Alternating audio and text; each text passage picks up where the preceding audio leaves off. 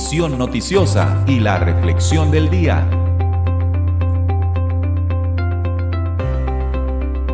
Hola, ¿qué tal? ¿Qué tal? ¿Cómo están? Ayer estuvimos hablando sobre las posesiones y vamos a tratar de adentrarnos un poquito en lo que nos protege.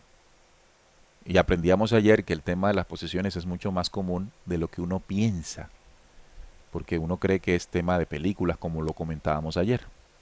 Pero, ¿cuál es la protección que el ser humano de manera natural tiene para moverse en un ambiente en el que puede ser tocado por estas energías densas, oscuras, maliciosas?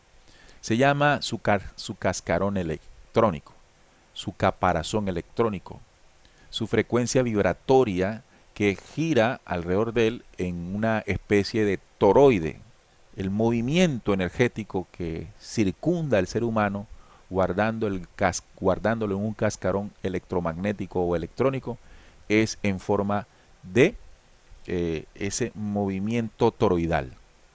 Pero ¿qué más debemos saber de eso? Es importante conocer de estas leyes de función energética de nuestro ser.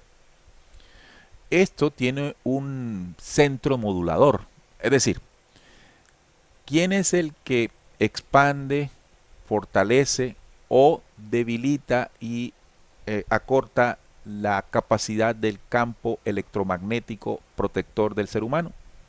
Pues el señor corazón, el corazón. El corazón es el modulador de ese campo electromagnético, de ese campo de energía protectora, de ese cascarón, el corazón. Entonces, tengamos eso en cuenta para tenerlo muy, muy presente. El corazón es el modulador, el que hace que se expanda, se fortalezca o se reduzca y se debilite. Bien, pero también hay que saber de que el corazón lo hace en compañía, si bien es el que lo conduce, lo hace en compañía del pensamiento que comienza a surgir precisamente de nuestro cuerpo mental, que tiene como centro de formación, digámoslo así, de ese cuerpo mental, el cerebro, ¿no? Conectado a nuestros sentidos, que recrea nuestra realidad, que además ese pensar se traslada, se transforma, se configura en sentimientos y emociones, que allí son química en nuestro cuerpo. Entonces, esos elementos de nuestro cuerpo, unos físicos y otros energéticos, conjugados son los que dan vida a el cascarón electromagnético, o el aura, como dicen en corrientes por allá. Pero vamos a hablarle del cascarón electromagnético para que tenga un sentido más real, más que incluso de creencia, de ciencia.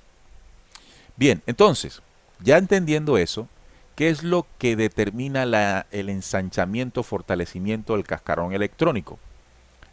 Por ende y por consecuencia, el pensar. ¿Cómo pensamos? ¿Qué pensamos? Y la derivación de esos pensamientos que son las emociones. Cuando somos personas que tenemos pensamientos en contra de los demás, de envidia, de rabia, evidentemente las emociones son de ese tamaño, de ese calibre, de esa vibración, que son, además, recuerden que todo eso pasa como energía y química a nuestro corazón y nuestro corazón lo bombea. Ese movimiento de diástole y sístole no solamente envía esa información programada a las células, sino que también es lo que permite el fortalecimiento o no del cascarón electrónico o electromagnético. De tal manera que cuando nosotros vibramos mentalmente y emocionalmente alto, inmediatamente se ensancha el campo electromagnético. Han habido unos experimentos muy, muy llamativos por parte de personas que son capaces de medir ese campo electromagnético humano. El ejercicio consta en colocar a la persona y decirle o pedirle que tenga un pensamiento agradable, que recuerde a quien más ama, que recuerde momentos muy felices que ha vivido. Solamente con pensarlo, con cerrar sus ojos y recordarlo, la persona que está haciendo la medición mide el campo electromagnético y se puede notar que comienza a expandirse solo por el pensamiento de bienestar, de alegría en la recordación.